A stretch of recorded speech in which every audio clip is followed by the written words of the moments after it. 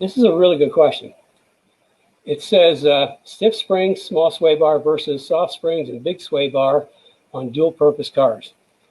Well, I can tell you, you can ask 10 people that question and you're going to get 10 different answers. Everybody has a favorite way of doing it. I'm going to say nothing is wrong. It's whatever works.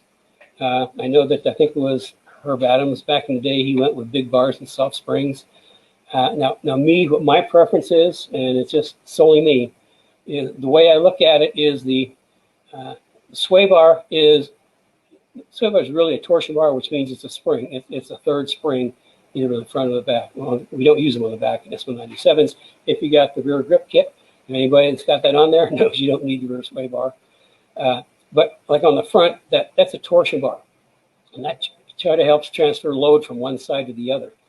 The way I look at it is I would use a firmer spring and an adjustable bar for multiple use. So you get set soft for the street and firm for the track, or however it works. It just depends on you're driving your car. There's a lot of variables in adjusting that.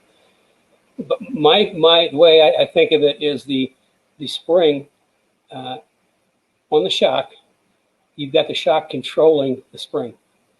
So the shock indirectly controls the sway bar because it's an added spring, but the shock controls the spring itself. So that's why I would rather go with a higher rate spring, because I've got 100% control of that shock spring on the shock, and a smaller bar, but preferably a bar with adjustments, so you can go either way. And if somebody wants to go set something up for dual purpose, what I do, like for individuals, I pick the spring rate for individual people.